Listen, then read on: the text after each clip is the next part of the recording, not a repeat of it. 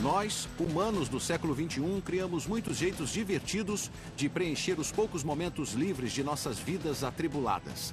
Nós cantamos e dançamos, surfamos e esquiamos, cabriolamos e nos afagamos e vemos TV. Mas qual diversão nós amamos mais do que as outras? Com certeza nós amamos gastar. Alguns dizem que a nossa obsessão por compras reflete uma certa decadência, uma certa autoindulgência. Mas eu digo que cada vez que pegamos um cartão plástico e usamos para comprar alguma coisa nova e reluzente, tomamos parte de uma tradição nobre, a evolução do capitalismo. Mas agora uma nova fase do capitalismo está sobre nós, a era do comércio eletrônico. Uma era que mudou a maneira como os negócios funcionam, o jeito como compramos e vendemos. Essa era foi anunciada por uma tecnologia transformadora, a World Wide Web, e por duas de suas empresas embrionárias, a Amazon.com e o eBay. É fácil esquecer o quanto essas empresas eram revolucionárias quando surgiram em cena na década de 90, como abalaram o núcleo do comércio.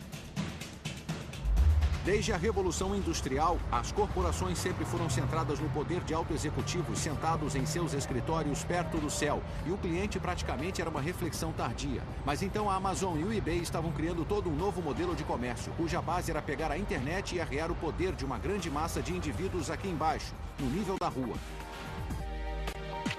Eu me chamo John Heilemann, e como jornalista cobri a evolução do comércio eletrônico desde o início, convivendo com os caras e as minas que fizeram isso acontecer. A história que estou aqui para lhe contar é sobre as inovações de alta tecnologia que foram a base dessa revolução e sobre o enorme levante econômico a que deu origem. É a história de um boom, uma bolha, uma explosão e uma ressurreição. E é uma história que ajuda a explicar por que, apesar do que possamos pensar, que até mesmo as piores crises financeiras são uma coisa incrível, fantástica e inesperadamente boas para todos nós. A internet, eBay e Amazon. É quase um clichê, mas se você está procurando a próxima novidade em alta tecnologia, o melhor lugar para procurar é numa garagem.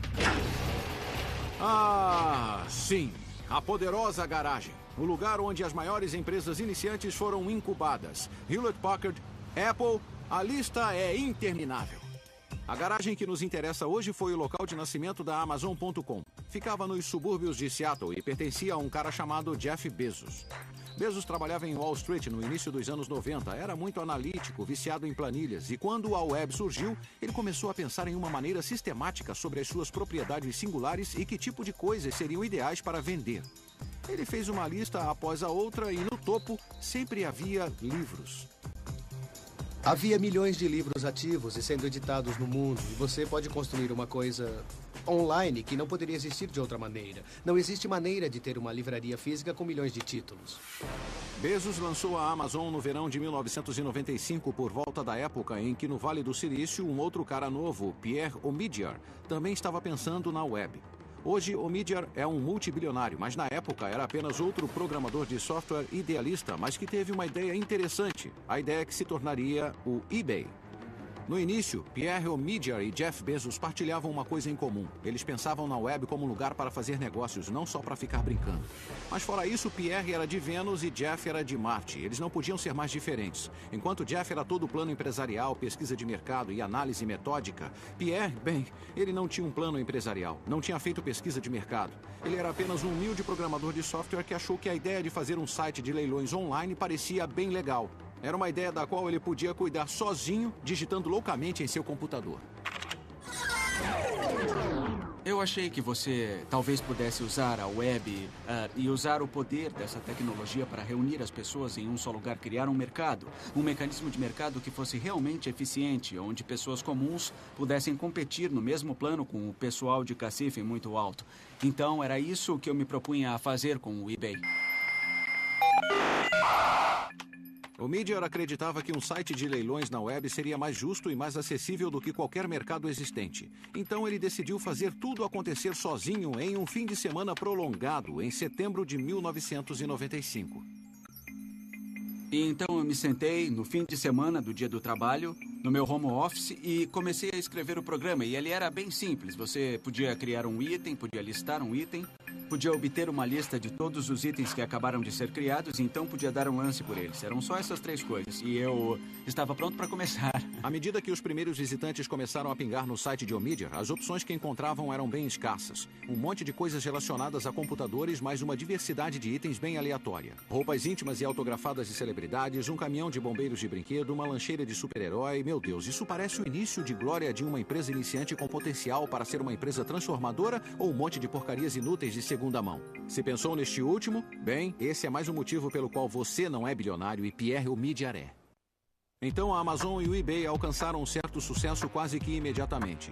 Poucos meses após lançar o seu site, Omidyar faturava milhares de dólares em comissões e nos primeiros 30 dias após a Amazon entrar no ar, os seus primeiros funcionários sentados em escrivanias feitas de portas e cavaletes que eles mesmos haviam montado, o site enviou livros para 45 países diferentes e para todos os 50 estados americanos. Um plano que havíamos criado exigia um crescimento bem lento e, de fato, tivemos de rasgar aquele plano empresarial e replanejar tudo, porque os primeiros clientes estavam aderindo a esse serviço muito rapidamente. Achamos que levaria muito tempo para as pessoas mudarem seus conceitos e decidirem fazer compras online. A sede original da Amazon era na parte mais miserável de Seattle e era praticamente um esqueleto. Mas apesar da natureza surrada de seu local de trabalho, os primeiros funcionários da Amazon estavam extasiados por fazer parte do sonho de Bezos. Todos os meus colegas estavam super empolgados. Eles sentiam que tínhamos apanhado o tigre pela cauda.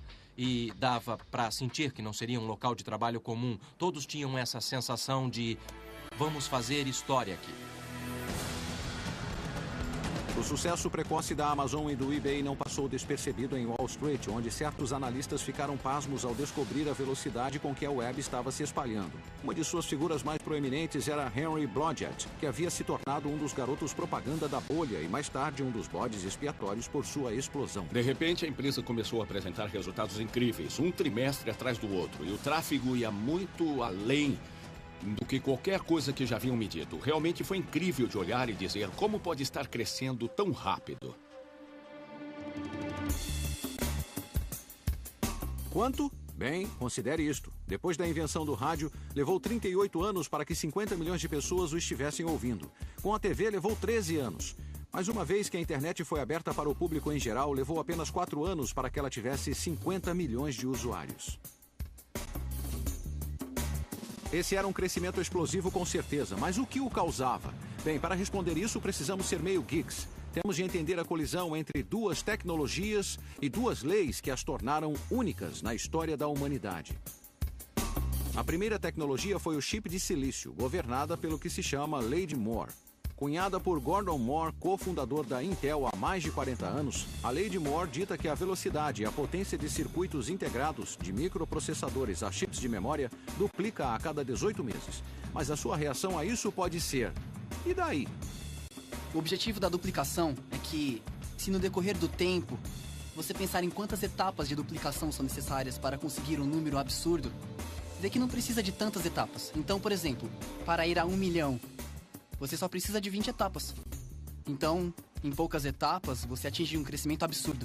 Essa duplicação que desafia a lógica parte da habilidade dos engenheiros de fazer transistores cada vez menores. E é por isso que os computadores passaram de máquinas gigantes que ocupam salas inteiras a superpotentes laptops, no que se pode considerar um piscar de olhos. As inovações que aconteceram para se fazer transistores menores vão desde como você os coloca na superfície do silício até os materiais que usamos para fazer os transistores. Uma coisa que Moore entendia quando criou a sua lei era algo relativo aos engenheiros, que a primeira coisa que eles fazem a cada geração de chips mais densos é usá-los para fazer, imagine só, chips ainda mais densos. O processo, em outras palavras, é autocatalítico e significa que se autoacelera. Uma vez que fizeram essa declaração, tornou-se quase uma regra para os projetistas de microprocessadores. Eles se sentiam obrigados a fazer quaisquer melhorias tecnológicas que fossem necessárias para criar transistores pequenos o bastante para permitir a duplicação. Mas a lei de Moore é apenas metade da história por trás do milagre tecnológico da web. A outra metade é uma regra conhecida como Lei de Metcalfe, cunhada por Robert Metcalfe, inventor da Ethernet. A lei de Metcalfe diz que cada novo nó, algo como o seu computador, que é adicionado à rede, não só aumenta o valor da rede uma vez, mas a curva é muito mais íngreme do que isso. É a lei de Moore da conectividade e é assim que ela funciona. Se temos 2 usuários e essa é uma conexão entre eles, eles podem falar um com o outro. Então vamos por mais um usuário. Se temos 3 usuários, então você tem 3 conexões possíveis. E se colocamos mais um usuário, isso resulta em 6 conexões. Então, já estamos vendo o crescimento. Vamos subir um pouco mais. Se você vai a 10 usuários, na verdade, existem 45 conexões possíveis entre pares de usuários. Então, note que o crescimento é bem íngreme, de fato. E, de fato, se você for a 100 usuários, a essa altura, são quase 5.000 possíveis pares de usuários que podem optar por se comunicar um com o outro. Então, o que isso realmente significa para o crescimento da internet é que a internet vai ganhando ímpeto à medida que avança. O que equivale a dizer que à medida que cresce a quantidade de usuários, a utilidade da rede também cresce e se torna ainda mais atraente com o decorrer do tempo para que novos usuários se juntem à rede. Em meados da década de 90, a lei de Moore e a lei de Metcalfe trabalhavam lado a lado, alimentando uma espiral ascendente. PCs mais rápidos, mais baratos e mais potentes estavam cada vez mais conectados, tornando a rede exponencialmente mais útil e exponencialmente mais popular. E embora o pessoal de Wall Street não tivesse a mínima ideia de como toda essa tecnologia funcionava, podiam ver que essa coisa da internet estava realmente decolando, transformando-se em uma verdadeira mídia de massas, o que significava que eles podiam cair matando. E quando a ignorância se encontrava com o entusiasmo rompante e ganância descontrolada, você sabe o que significa. Significa que uma bolha financeira fantástica está logo ali, além da esquina.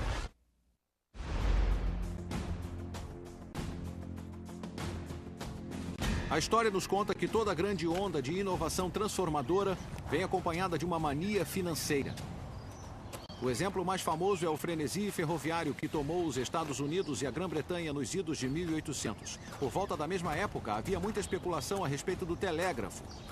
50 anos antes, aconteceu o mesmo com canais. 50 anos depois, o modelo T de Ford anunciou uma bolha automobilística. Em cada uma dessas instâncias, o padrão era o mesmo. Uma tecnologia inovadora cria montes de empresas iniciantes arriscadas, os investidores se empolgam e correm para comprar um pedaço do futuro. E então tudo acaba em lágrimas, falências, execuções, suicídios na bolsa de valores. Soa familiar para você? É claro que sim. Porque descreve exatamente o que aconteceu na década de 90 com a internet. O ciclo começou em 1995, quando a Netscape abriu o seu capital com surpreendente sucesso na bolsa de valores.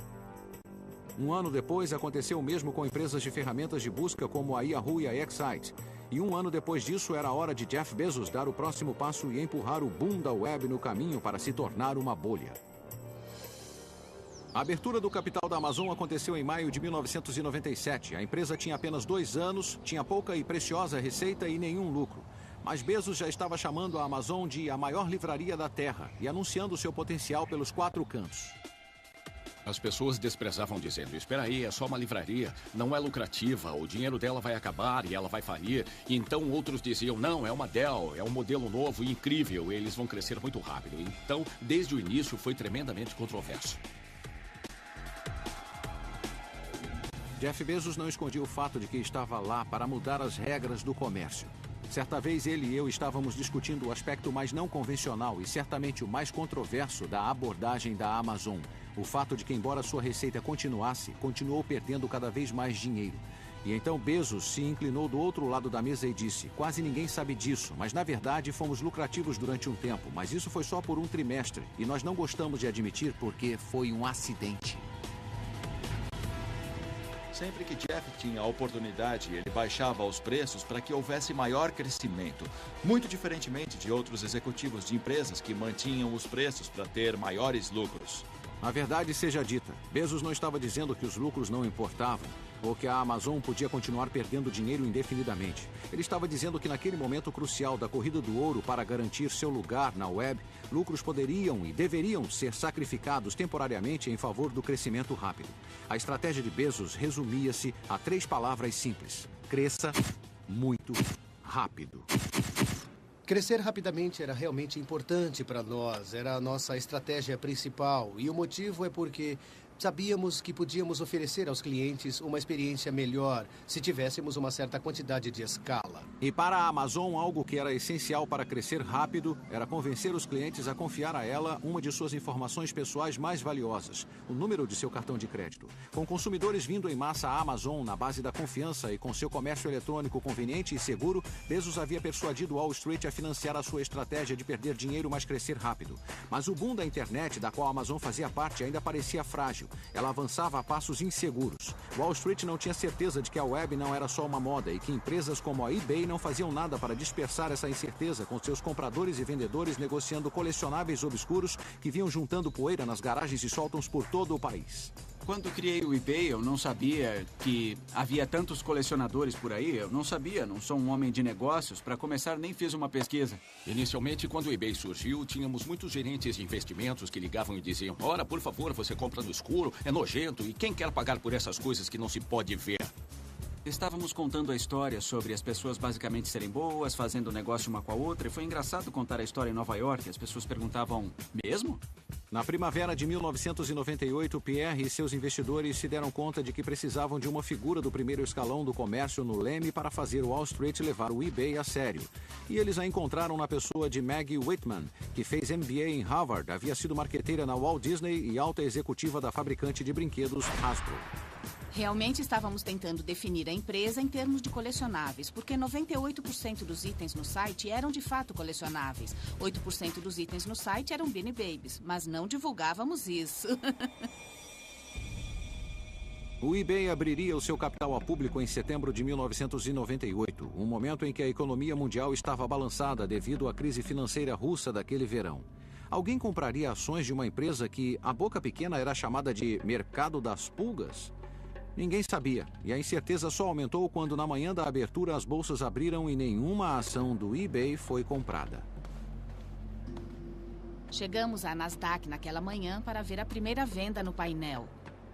E esperamos, e esperamos. Eu estava ligeiramente pessimista e pensei, nada nunca deu certo para mim antes e esta será mais uma dessas situações. Mas além da janela se abrir para o eBay, a empresa voou através dela com uma oferta que foi um sucesso que superou todas as expectativas. As ações do eBay dispararam naquele primeiro dia. E no final, a empresa valia mais de 2 bilhões de dólares. Ela abriu com $18 por ação e eu acho que foi a público a $50 por ação. O meu parceiro naquela época estava tirando fotos da tela da CNBC toda vez que as cotações passavam, porque ele pensava, agora a minha vida mudou para sempre, é fantástico. Enquanto isso, Wall Street lançava os seus olhares sobre a Amazon e gostava do que estava vendo. Quem estava na liderança do ataque era Henry Blodgett, que no final daquele ano declarou que, apesar de ainda ter enormes perdas, as ações da Amazon dobrariam de valor em um ano. Eu me lembro de estar em um voo de Houston para Nova York, na fileira de trás, com a minha planilha, dizendo, ok, vamos repassar os números de novo. E o que seria um cenário razoável para as ações no ano seguinte? E cheguei a um valor entre $300 e $500 e escolhi o valor do meio e fiquei chocado com a reação. A previsão de Blodgett causou sensação na mídia, e essa sensação provocou um frenesi de compra em Wall Street. O resultado foi que o preço das ações realmente dobrou, contudo, não foi no decorrer de um ano, mas no espaço de apenas algumas semanas. Esse provavelmente foi o início da verdadeira bolha.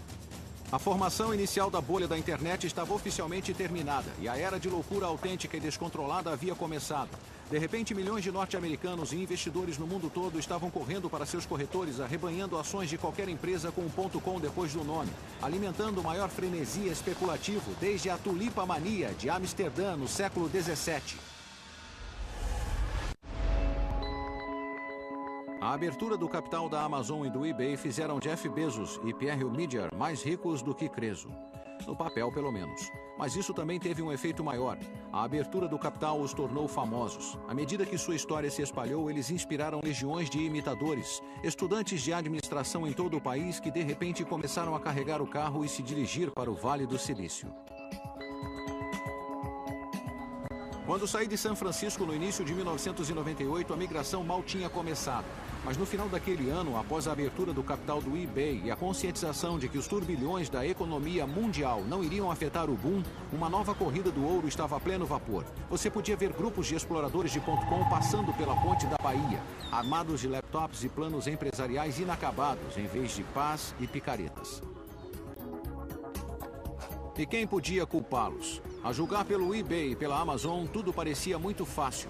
É claro que Bezos e Omidyar eram inteligentes e ambiciosos e monomaníacos, mas administradores formados por Harvard, Yale e Wharton também eram. E parecia que todas as antigas estruturas empresariais haviam se vaporizado. Experiência? Quem precisava dela? Lucro? Fala sério. Era um admirável mundo novo, uma economia nova em folha, onde a gravidade e as regras da física pareciam não se aplicar mais. Pessoas em restaurantes, pessoas em bares passaram a ver canais de notícias financeiras na TV, entende? Vendo o andamento das suas ações. Entre todas as forças que impulsionavam o boom de .com, nenhuma era mais profunda do que a democratização do mercado de ações, tirando o poder dos profissionais de Wall Street e nos dando a habilidade de comprar e vender ações do conforto do nosso próprio lar. Para um determinado tipo de pessoa, essa atividade se tornou uma espécie de obsessão. Eram chamados de investidores diurnos e começaram a fazer com que o mercado de ações parecesse um cassino. Os investidores diurnos estavam comprando ações pela manhã e vendendo-as à tarde. E onde esses investidores diurnos conseguiam as suas informações sobre as quais baseavam as suas manobras tão astutas? Eles passavam muito tempo absorvendo fofocas em salas de bate-papo na internet. Mas mais importante que isso, passavam todo o tempo que estavam acordados assistindo a CNBC.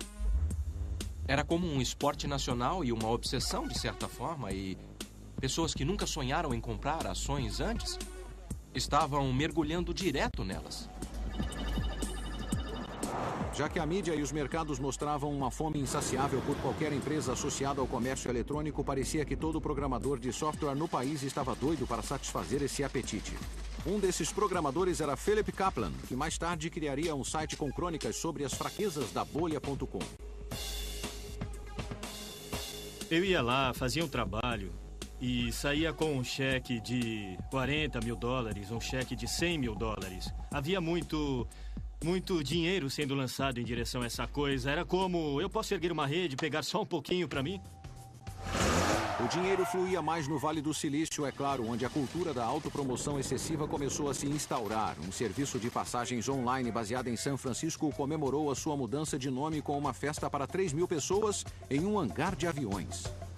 As pessoas estavam gastando um absurdo de dinheiro. Eu me lembro de uma empresa que gastou $10 milhões na festa de lançamento. O The Who tocou na festa e eles angariaram 12 milhões e gastaram 10 milhões na festa. Talvez o gasto mais absurdo de todos eram os comerciais de TV. Durante o Super Bowl em 2000, mais de uma dúzia de empresas iniciantes da internet gastaram uma média de $2,2 milhões em comerciais, torrando 40 milhões em dinheiro dos acionistas e do capital de risco obtido sem muito esforço. Contudo, para muitos no coração da terra da alta tecnologia, esses valores eram triviais, não eram grande coisa, e isso criou um sistema social no qual algumas atitudes muito estranhas começaram a se instalar. Tom Wolfe ficou famoso por batizar os anos 80 como a década do eu, mas em 1999 ficou claro que os anos 90 havia se tornado a década eletrônica. Virtualmente todos os dias parecia que pelo menos uma empresa de comércio eletrônico era trazida ao mundo. Os garotos que gerenciavam essas novas empresas eram todos discípulos fervorosos da crença professada pela Amazon e pelo eBay. Mas quando abarcadas por mentes menos brilhantes, essas teorias levaram a uma quantidade nada divina de pura burrice e a um monte de empresas que entraram na onda, com nomes incrivelmente bobos. Havia Pets.com, havia PetSmart, havia Petstopia, havia iPrint, iBean, iMany, iGo e iVillage. Então havia o Z, ePrease, eGreetings, eMerge, eFound, eLoan, eCollege e, é claro, Epiphany. Havia FireDog, FirePond, Razorfish e Laudai.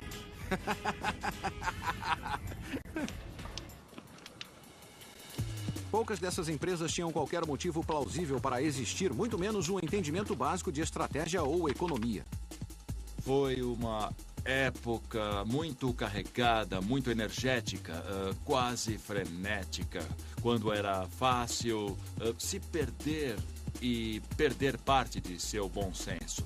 Mas você pode estar imaginando por que os gênios investidores de risco do Vale estavam financiando todas essas empresas secundárias bobas e totalmente inúteis. Eles eram loucos? Gananciosos? Bom, talvez um pouco dos dois. Mas o que realmente estavam fazendo era garantir as suas apostas. Eles sabiam muito bem que a maioria dos .com de comércio eletrônico estavam condenadas, mas acharam que uma em cada categoria poderia sobreviver ou até mesmo prosperar. E estavam dispostos a arriscar alguns milhões de dólares para não sair perdendo no geral.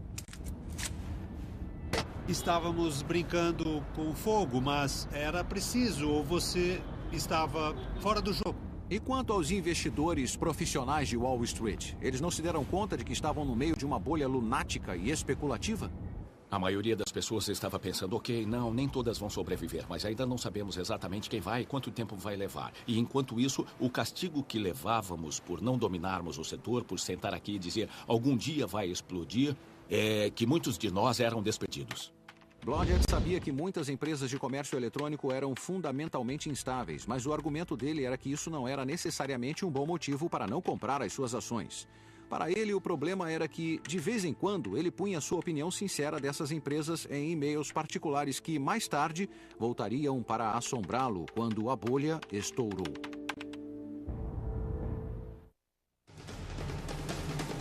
O boom da internet agora tinha se tornado oficialmente uma bolha especulativa, mas ela não era a única mania financeira que estava acontecendo na época. Uma outra bem parecida era nas telecomunicações. Dezenas de empresas estavam correndo para instalar milhares de quilômetros de fibras óticas no chão para atender a crescente demanda por largura de banda que fazia a internet funcionar.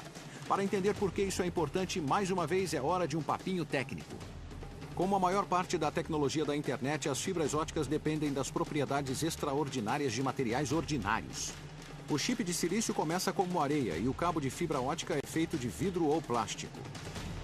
A fibra é essencialmente um filamento de vidro tão fino quanto um cabelo humano que conduz feixes de luz. A luz viaja em linha reta, mas a fibra se dobra e se torce por milhares de quilômetros. Então você esperaria que a luz saísse pela tangente na primeira curva. Bem, para evitar que isso aconteça, a fibra é revestida por uma espécie de superfície reflexiva que mantém a luz dentro dela. Mas como exatamente os raios de luz permitem a transmissão de texto e fotos e vídeos e e-mails e tudo mais? Eles fazem uso de uma ideia muito simples mesmo, que volta aos dias em que os barcos que estavam no mar tinham de encontrar um meio de se comunicar. Eles piscavam luzes uns para os outros, usando o código Morse. Uma combinação de flashes longos e flashes curtos era então decodificada em letras do alfabeto.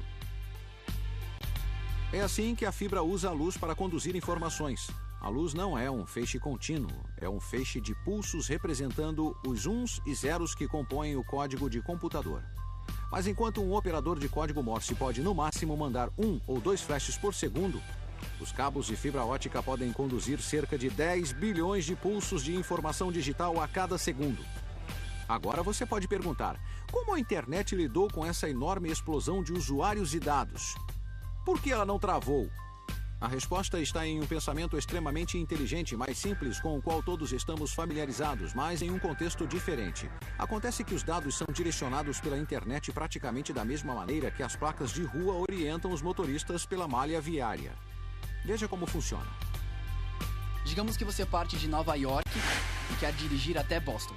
Então, quando você está longe de Boston, o que você vê nas placas das estradas é Boston, fique à direita. Nas estradas grandes, você descobre os destinos principais. Nas estradas menores, você fica sabendo de destinos cada vez menores. Ok, então como tudo isso se encaixa na internet? Acontece que se eu estou em São Francisco ou Nova York e quero ir a Harvard na internet, eu não preciso saber para qual computador em Harvard eu quero ir, porque quando eu estou tão longe, a única coisa que me importa é que eu estou fazendo progressos na direção daquele único gateway que vai para toda a Harvard. Útil? Totalmente, mas o problema era que as empresas que instalavam todas essas fibras se precipitaram. Havia muita construção, muitos gastos, muitas empresas fazendo a mesma coisa que as outras, sem pensar nos custos nem nas consequências. 1999 foi um ano maluco, quase impossível de se imaginar agora. Desde o início do boom em 1995, não mais do que 30 empresas virtuais abriam seu capital a público em qualquer ano. Em 1999, o total de empresas virtuais que foram a público foi 250. Mas o eBay e a Amazon ficaram à frente e acima do resto da multidão de .com. O valor de mercado da eBay na Nasdaq era agora de 21 bilhões de dólares e até era lucrativa. Era muito irreal do ponto de vista da Bolsa de Valores. E isso me preocupava muito, porque lembre-se, eu estava na casa dos 40 anos, já estava no ramo há 20 e sabia que alguma coisa não estava certa. Então, era mais a falta de estrutura daquela época, em que o capital ficava muito além do que uma empresa podia gerar. Não havia base nem fundamento e era isso que me preocupava. E embora a empresa de Bezos não pudesse dizer o mesmo, as suas vendas anuais totalizavam 1,6 bilhões de dólares e o seu capital de mercado era de incríveis 37 bilhões. O Jeff sempre nos dizia para não ficar de olho no preço das ações. E isso foi muito inteligente da parte dele. Tipo, faça o seu trabalho o melhor que puder, faça tudo que puder pela empresa. Eu nunca disse a mim mesmo, cara, olha, eu sou escritor de resenhas de 10 milhões de dólares, porque não havia nada entre o trabalho que nós fazíamos e as recompensas que recebíamos, que havia uma coisa continuada. Dá para entender? Uma coisa meio irreal flutuando pelo negócio todo.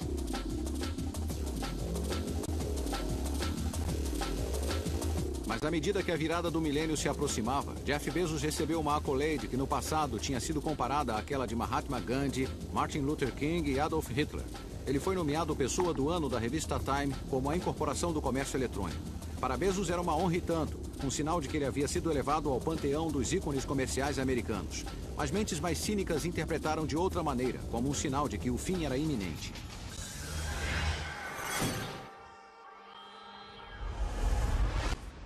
Os epicentros da bolha da internet podem ter sido o Vale do Silício e Wall Street, mas havia um jogador importante que morava em Washington, D.C., o presidente da Reserva Federal, Alan Greenspan.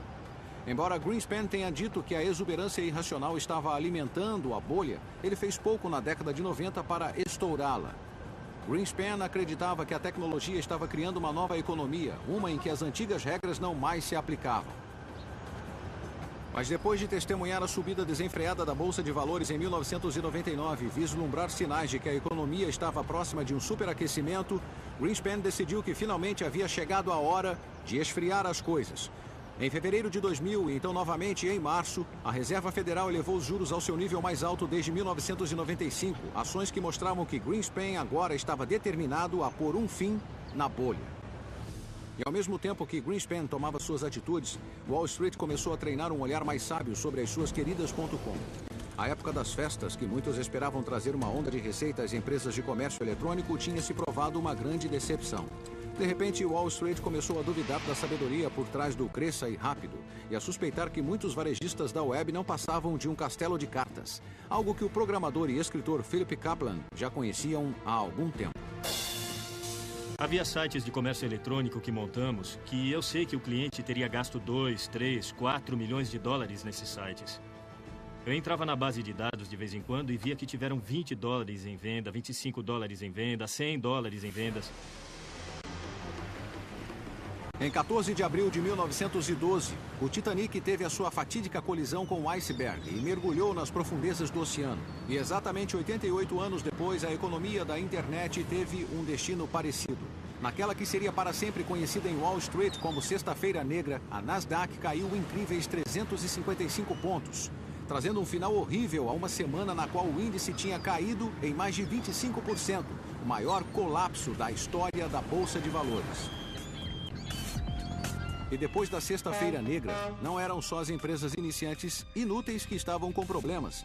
Até mesmo a poderosa Amazon estava sitiada nas garras de Wall Street, lutando por sua sobrevivência. Para a Amazon, em especial, não era um medo irreal. Eles chegaram bem perto da falência.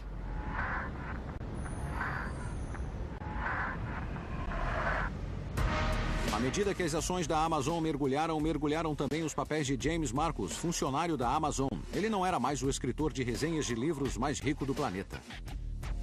Eu estava muito feliz por ter todo aquele dinheiro e se houvesse algum jeito de pegá-lo de volta, eu pegaria em 1 segundo. Em dezembro de 1999, Bezos foi nomeado Homem do Ano da revista Time. Mas apenas 6 meses depois, Wall Street estava imaginando se a Amazon caminhava para a falência. Um relatório produzido pela Lehman Brothers fez com que as ações da empresa caíssem 19% em um único dia. Eu estava com Bezos no dia seguinte em uma conferência em Aspen, no Colorado, e o vi defender ardorosamente a sua empresa numa série de entrevistas na TV. Sem dúvida nenhuma, foi o ponto mais baixo de sua carreira, e a questão era se a sua resistência era um sinal de bravura e visionarismo ou se estava em processo de negação. No início de 2001, Bezos demitiu 1.300 funcionários naquela que parecia uma reviravolta trágica para uma empresa que apenas recentemente representava o que havia de melhor no varejo eletrônico. Uma decisão como essa foi muito dolorosa para todos na Amazon.com, muito perturbadora a nível pessoal, mas também é claro que foi a melhor decisão. 18 meses após a Sexta-feira Negra, aconteceu o 11 de setembro, trazendo assim um fim conclusivo para o longo boom que havia flutuado na economia americana e certamente na economia mundial na década de 90. De seu auge acima dos 5.000, a Nasdaq tinha perdido mais de 2/3 de seu valor. Até mesmo as mais veneráveis gigantes da alta tecnologia como a Intel e a Sun Microsystem andavam mancando. E incontáveis garotos prodígio das .com estavam agora morrendo. Webvan, morta. Excited Home, morta. TheGlobe.com, Pets.com, Bull.com, morta, morta, morta. Elizabeth Kubler-Ross disse que, em face da morte, existem 5 estágios: negação, raiva, barganha, depressão e aceitação. Mas quando o assunto é a morte de bolhas na Bolsa de Valores, existe um estágio adicional que vem antes da aceitação: a recriminação. Aqueles que se sentiam lesados acabavam procurando outros para culpar. E, nesse caso, Wall Street. Em nome dos acionistas irados, o então procurador-geral de Nova York e seu atual ex-governador Eliot Spitzer lançaram uma cruzada para reformar a indústria da abertura de capital e punir os seus supostos vilões. O seu alvo mais famoso foi Martha Stewart, mas logo atrás estava nosso velho amigo, Henry Blodgett. As pessoas estavam zangadas, perderam uma fortuna.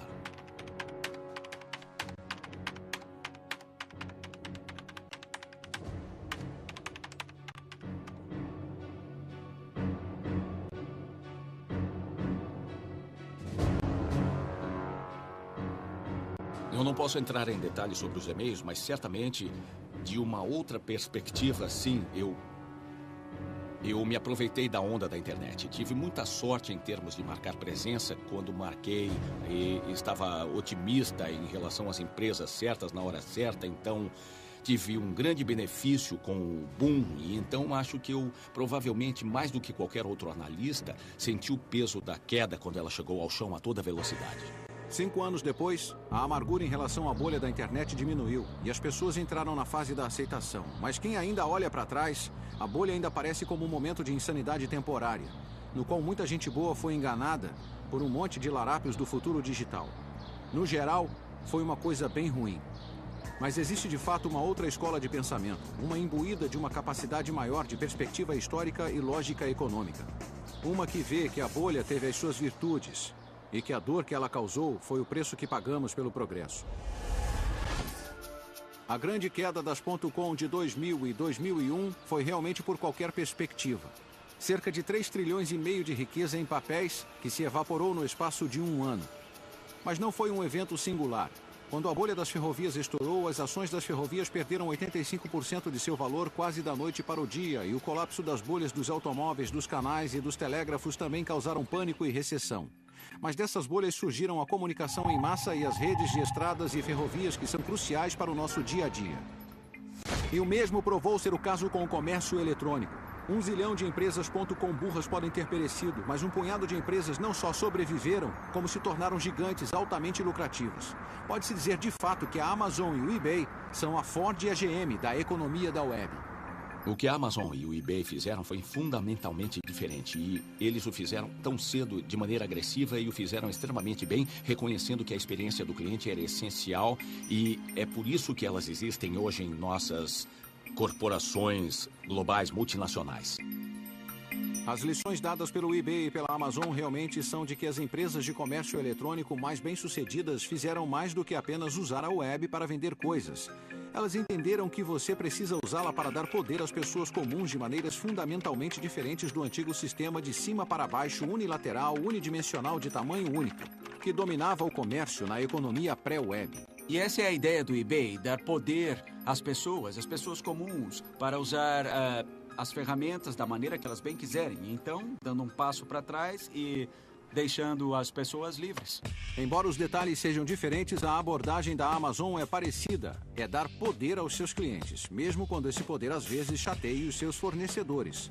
Considere, por exemplo, a política da Amazon de deixar leitores colocarem a sua opinião sem censura no site. Certa vez ouvi Bezos falar sobre as reclamações que havia recebido de editoras nesse assunto. E se as pessoas detonassem os livros, eles disserem a Bezos, isso não seria ruim para os negócios? É aí que você se engana, Bezos disse aos editores. Vocês estão no ramo de vender livros. Nós estamos no ramo de satisfazer os nossos clientes. A coisa mais importante para mim é o que as pessoas dirão sobre a Amazon.com em algum momento daqui 50 ou 100 anos no futuro. O que eu amaria ouvir é que criamos um novo padrão para o atendimento ao cliente. Os sobreviventes só sobreviveram porque tinham um grande entendimento e um foco totalmente voltado aos seus clientes.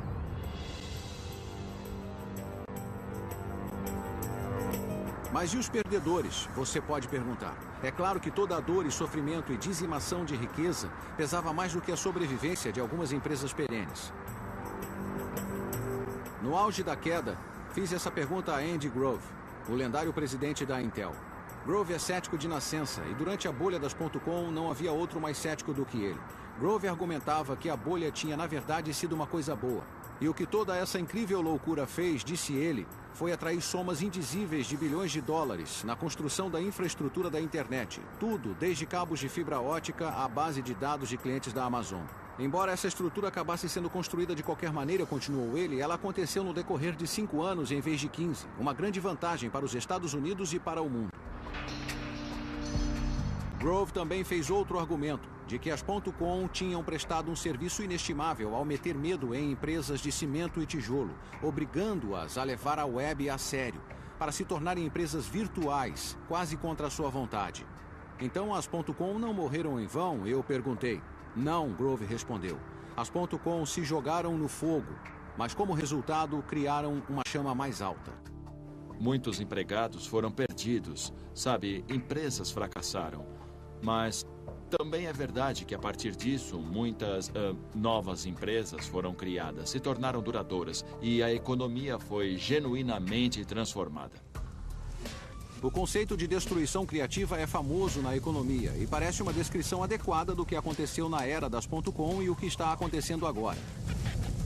Primeiro uma onda de inovação, depois uma mania financeira e então uma queda terrível, seguida por uma era dourada construída no que restou.